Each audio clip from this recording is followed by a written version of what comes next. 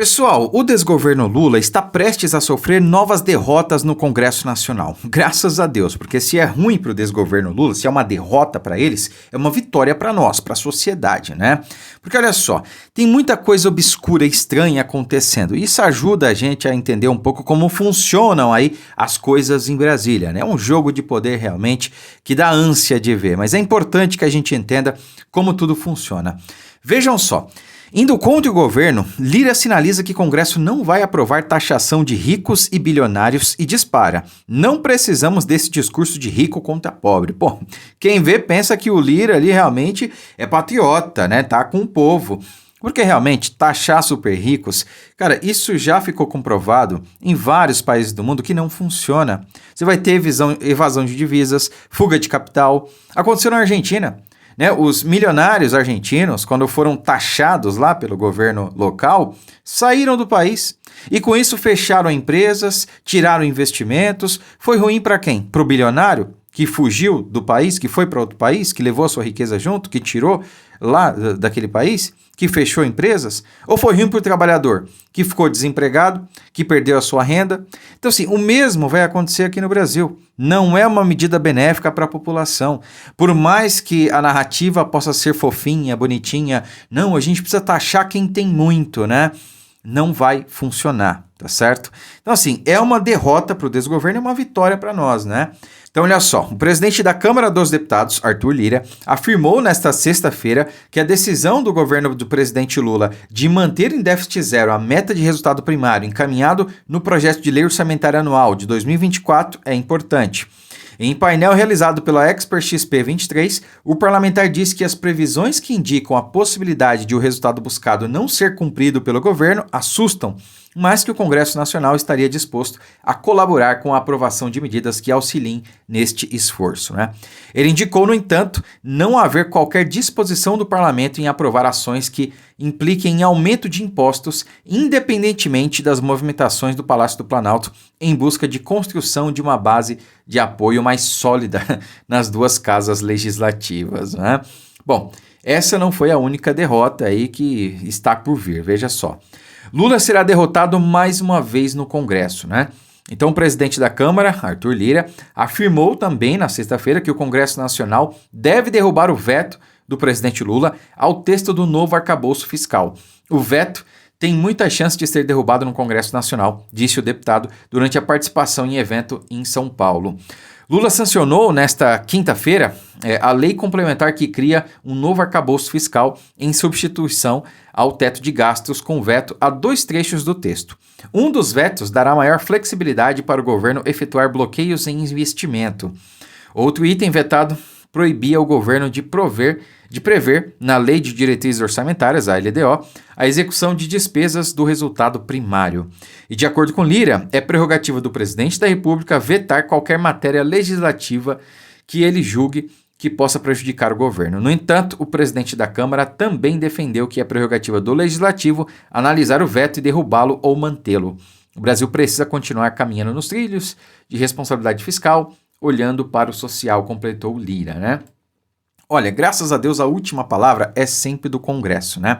Entretanto, quando é o PT no governo, a coisa complica, porque a gente sabe que o PT tem maneiras obscuras aí de fazer diálogos, né? São os diálogos cabulosos aí que a gente via no passado com o Mensalão, o Petrolão e por aí vai, né?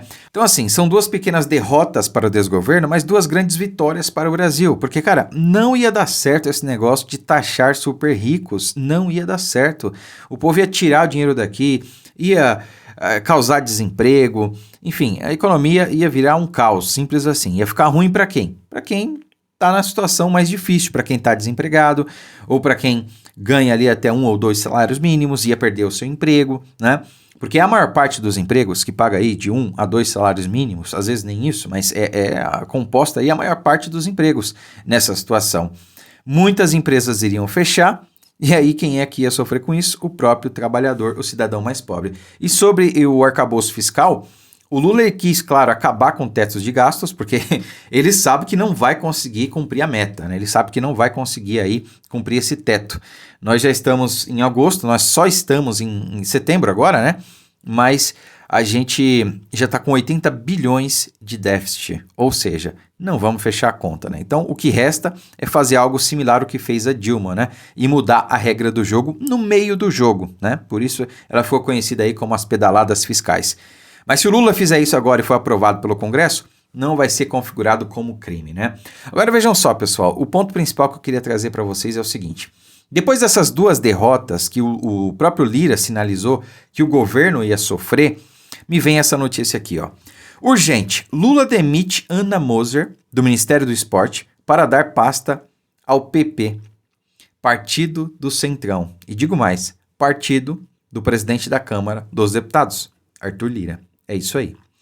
Então, o presidente Lula demitiu a ministra do Esporte, Ana Moser, nesta terça-feira, ontem, para dar comando da pasta a um deputado do PP, de Arthur Lira, né? Então, assim, depois que o Lira sinalizou aí, basicamente, duas derrotas ao desgoverno, aí ele resolve cumprir a promessa e dar o ministério para o Centrão. Olha como funcionam as coisas, né? O Ministério do Esporte que, cara, agora vai ficar bombado de dinheiro, né? Já que vai vigorar aí essa taxação de casas de apostas, cassinos online e tudo mais, né? Coisa que eu até defendo, em grande parte, né?